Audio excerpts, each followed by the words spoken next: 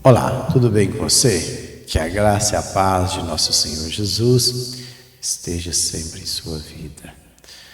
Hoje estarei dando continuidade com a minha exposição no Evangelho segundo escreveu Lucas. Eu estou no capítulo 13 e provavelmente hoje estarei encerrando este capítulo. Lembrando que eu tenho uma playlist com todos os vídeos deste Evangelho, desde o capítulo 1 até o capítulo 13. Eu vou deixar no card acima esta playlist para que você possa assistir os demais vídeos expondo este Evangelho versículo por versículo. Vamos lá. Está aí. A porta estreita. Porta estreita. Vamos ver o que o Senhor Jesus disse a respeito sobre a porta estreita. Passava Jesus por cidades e aldeias, ensinando e caminhando para Jerusalém.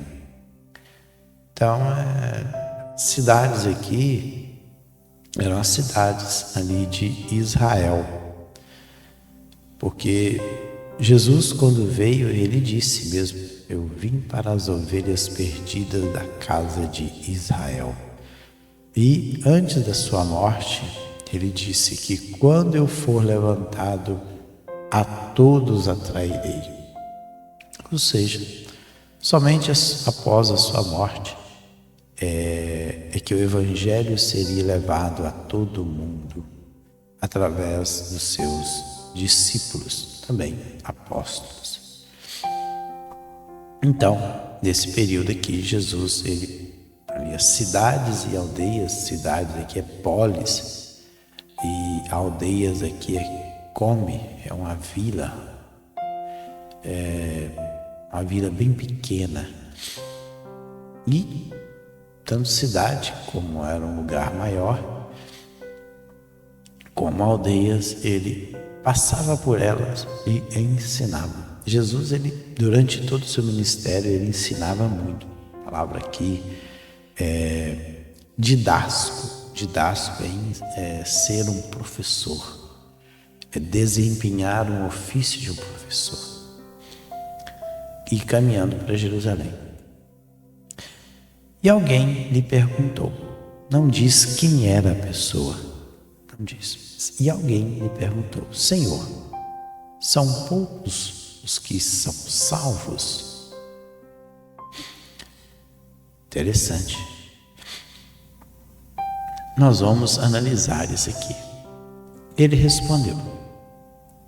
respondeu-lhes, esforçai-vos por entrar pela porta estreita, pois eu vos digo que muitos procurarão entrar e não poderão. Então, veja que para ser salvo não é fácil, não é fácil. Exige esforço. A salvação, ela é de graça, de graça. O preço da salvação, ele foi pago. Sabe por quê? Porque todos nós, todos os homens, eles já estão condenados. Todo ser humano já está condenado. Ele já nasce condenado.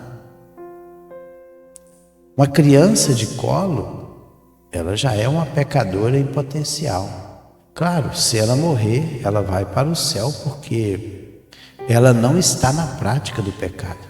Mas assim que esse ser humano ele toma consciência de quem ele é, ele já começa a cometer delitos e pecados. Isso é natural do ser humano, pois isso já está impregnado em seu ser. Ele é um pecador, ele já nasceu pecador. Como disse o salmista, em pecado me concebeu a minha mãe. Ou seja, ele nasceu já com essa inclinação para o pecado. ele já é um pecador. Por isso que a ideia de salvar é livrar alguém do perigo. A palavra aí, no 23, alguém me perguntou: Senhor, são poucos os que são salvos?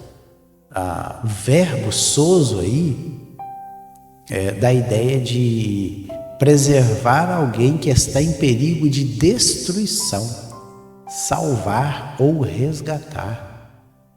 Então, a ideia é que todos nós,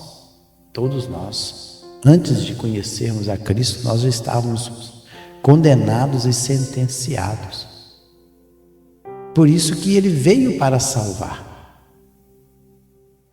Lá no capítulo 3 do Evangelho de João, versículo 17, diz: porque Deus enviou o seu Filho ao mundo, não para que julgasse o mundo, mas para que o mundo fosse salvo por ele. Ele não veio julgar o mundo, porque o mundo já está julgado. Quem crê nele não é julgado, e quem não crê já está julgado. Está lá no versículo 18, capítulo 3. Quem não crê já está julgado, porque não crê no nome do unigênito de Deus. E qual que é o julgamento? O julgamento é este, que a luz veio ao mundo e os homens amaram mais as trevas do que a luz, porque as suas obras eram más.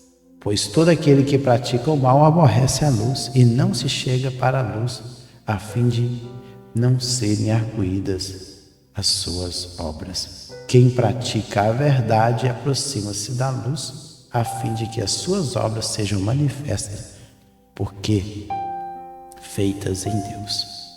Então, as pessoas já estão condenadas. Por isso que exige esforço. Então, antes era complicado o processo de salvação, mas com Jesus, ele conquistou a nossa salvação ali na cruz do Calvário. Por isso, para ser salvo, é de graça. Mas para continuar nessa salvação, exige esforço. Por isso que ele vai esforçar-vos. E o termo grego para esforçar é agonizomai. Interessante esta palavra. O verbo é agonizomai. O que é agonizomar? É lutar com dificuldades e perigos, esforçar-se com zelo extremo, empenhar-se em obter algo. Veja bem, não é fácil. E ele diz que a porta é estreita, pois eu vos digo que muitos procurarão entrar e não poderão. Por quê? Porque não vão conseguir. Lá em Mateus capítulo 7, entrai pela porta estreita, porque larga é a porta e espaçoso o caminho que conduz à perdição. E muitos são os que entram por ela. Então são muitos os que vão se perder. Quando o dono da casa se tiver levantado e fechado a porta, e vós do lado de fora começardes a bater, dizendo: Senhor, abre-nos a porta, ele vos responderá: não sei de onde sois. Ou seja, quando as pessoas acordarem para a realidade, aí já é tarde demais. É tarde demais. Por isso que nós temos que aceitarmos a Cristo enquanto nós temos a oportunidade, pois pode chegar um dia que esta porta será fechada. E sabe quando? Quando o Filho do Homem voltar, não haverá mais outra oportunidade. Acabou-se. Em todos os textos da Bíblia diz que depois da volta de Jesus não haverá mais outra oportunidade. Acabou-se, fechou-se a porta, zerou, pronto, ninguém mais entra. Não sei de onde sois. E então, olha aí, prosseguindo, e então direis: comíamos e bebíamos na tua presença e ensinavam em nossas ruas. As pessoas vão alegar do lado de fora. Vão alegar: olha, comíamos e bebíamos na tua presença. Tem um texto lá em Mateus 7, Muitos me dirão naquele dia: Senhor, Senhor, não profetizamos nós em teu nome, e em teu nome não expulsamos demônios, e em teu nome não fizemos muitas maravilhas? Mas o que ele vai dizer? Lá no 23 ele vai dizer assim: e então lhes direi abertamente: nunca vos conheci, apartai-vos de mim, vós que praticais a iniquidade. Aqui no 27 também diz o seguinte, vamos continuar aí. Mas ele vos dirá: não sei de onde vós sois, apartai-vos de mim, vós todos que praticais a iniquidades. A palavra iniquidade aí é adiquia. Adiquia. Porque tem a palavra dicaio. Dicaio no grego é um substantivo que quer dizer justiça. E adiquia é a negação da justiça. Porque tem um prefixo aí, o a, de negação. Aí o substantivo aqui, ele quer dizer que é uma profunda violação da lei e da justiça. Profunda violação da lei e da justiça. Mas que lei é esta? É a lei dos homens? Sim, em alguns casos são. Desde que a lei dos homens, elas estejam de acordo com a palavra de Deus. Mas a lei aqui e justiça é a lei e a justiça do reino de Deus. Porque nós não somos deste mundo. Nós somos de outro reino. Nós somos do reino de Jesus. E dentro do reino de Jesus existem regras, existem leis. E nós devemos obedecer estas leis para que nós permaneçamos neste reino. Eu não sei de onde vós sois. Vocês não pertencem ao meu reino. Apartai-vos de mim, vós todos que praticais iniquidades. E ele prossegue. Ali é onde o lugar que serão enviadas essas pessoas. Ali haverá choro e ranger de dentes. Quando virdes no reino de Deus Abraão, Isaque, Jacó e todos os profetas, mas vós lançados fora. Para quem Jesus está falando aqui? Para os judeus que não queriam aceitá-lo como Mashiach, como Salvador. Está dizendo que ali, o lugar que eles serão lançados, o lugar que eles rejeitaram, ali haverá choro, cautimos, lamento e ranger de dente. Ranger de dente é brugmos, é rosnar, raivar, ameaçar, morder. Quando vir no reino de Deus, Abraão, quem são os patriarcas? Abraão, Isaac e Jacó, são os patriarcas. E também todos os profetas. E ele prossegue. Muitos virão do Oriente e do Ocidente, do Norte e do Sul, e tomarão lugares à mesa do reino de Deus. Com certeza, Jesus, ele está falando aqui dos gentios. Muitos virão do Oriente e do Ocidente. Ou seja, naquele momento ali Jesus estava pregando somente para as ovelhas perdidas da casa de Israel. Mas eles rejeitariam, como diz lá em João, primeiro capítulo, veio para o que era seu, mas os seus não o receberam. Mas todos quanto receberam, deu-lhes o poder de serem chamados filhos de Deus, aqueles que creram ou que creem no nome de Jesus. Então são quem? Aqui são provavelmente os gentios. Então eu falo que virão do Oriente e do Ocidente. Oriente aqui, o termo grego é Anatole, em direção do sol nascente. E o Ocidente em direção ao lugar que o sol se põe. E norte e sul. Então todos os lugares da terra. Contudo, há últimos que virão a ser primeiros, e primeiros que serão os últimos. Por quê? Primeiro, o evangelho foi pregado para quem? Para os judeus, mas eles não quiseram. Eles rejeitaram.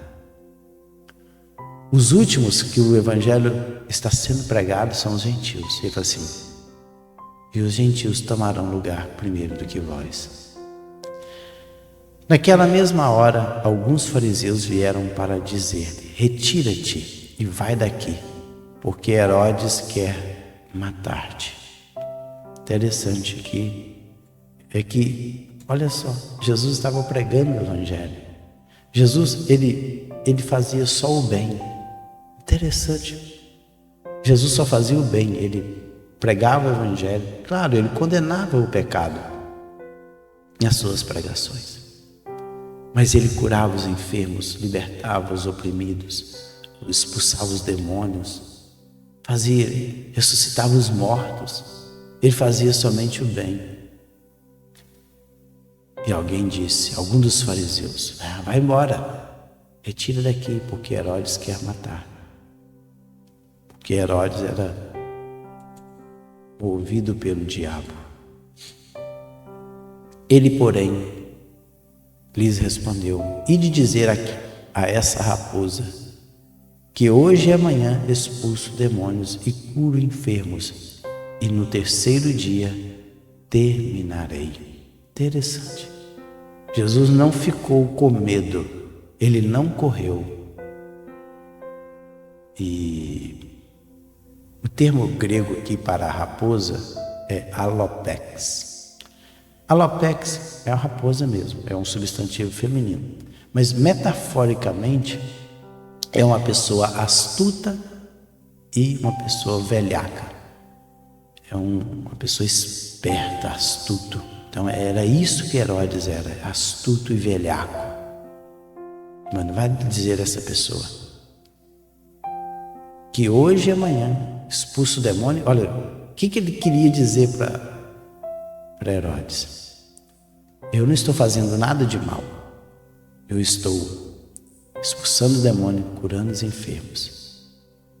Mas no terceiro dia eu vou terminar com tudo isso aqui. Provavelmente Jesus estava dizendo profeticamente que o ministério de Jesus durou 3 anos e meio aqui na terra. Provavelmente Jesus estava dizendo assim: terceiro dia, ou seja, no terceiro ano eu vou terminar, vou embora. E ele continuou: importa contudo caminhar hoje, amanhã e depois.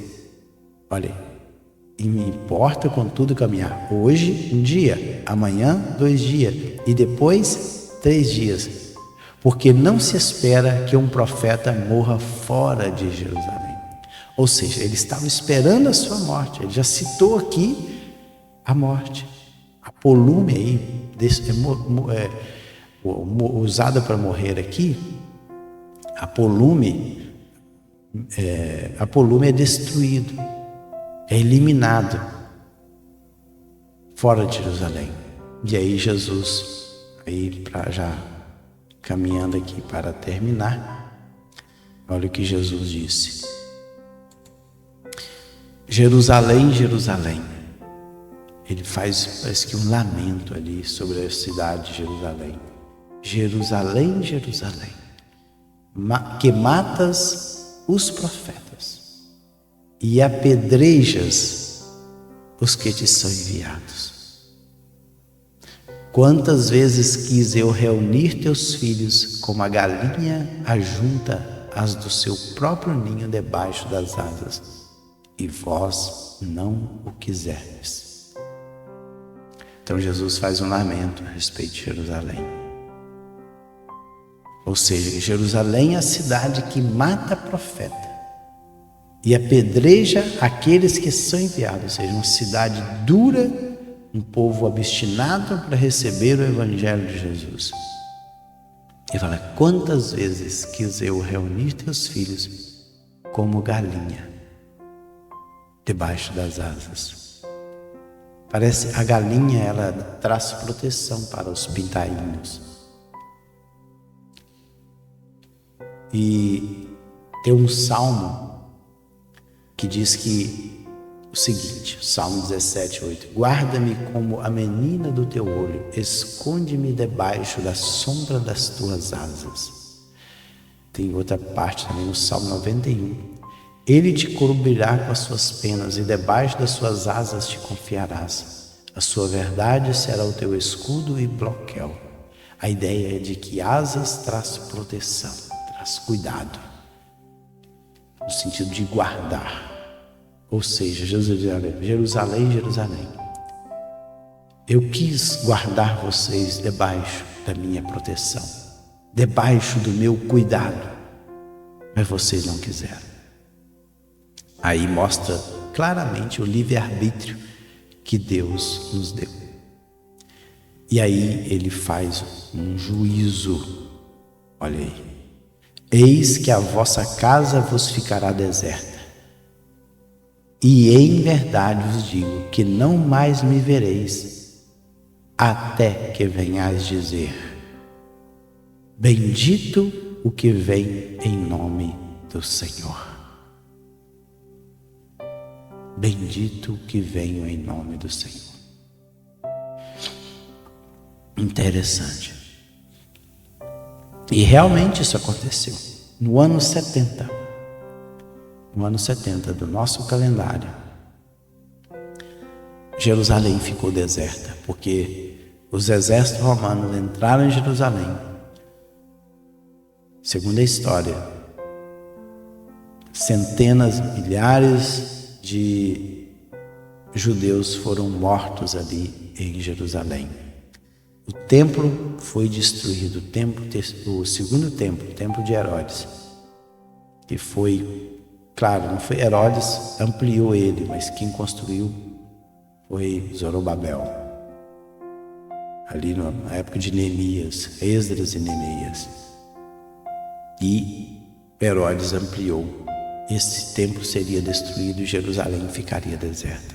Eis por quê? Porque eles rejeitaram o Messias, rejeitaram o Salvador. Eis que a vossa casa vos ficará deserta. E em verdade vos digo que não mais me vereis. Vocês não vão me ver mais, até que venhas dizer: bendito que vem em nome do Senhor. Interessante é que esta fala, ela está lá no Salmo 118, versículo 26. Bendito aquele que vem em nome do Senhor. Nós vos bendizemos desde a casa do Senhor. Mas o povo de Israel, eles não quiseram bendizer o nome do Senhor. Por isso a casa ali, Israel, ela ficaria deserta. Pois bem, cheguei ao final aí. Deixa eu voltar para aqui a tela principal. Aí cheguei ao final de mais um capítulo, capítulo 13. No próximo vídeo eu estarei aí prosseguindo neste evangelho segundo escreveu Lucas. Eu estarei entrando no capítulo 14. Deixa eu ver aqui. Capítulo 14, aí primeira epígrafe, a cura de um hidrópico no dia de sábado. Então, é o primeiro tópico aí deste capítulo. São 35 versículos apenas, o capítulo 14. Então não perca aí os próximos vídeos. Fiquem todos na paz do Senhor Jesus e que Ele possa te abençoar ricamente.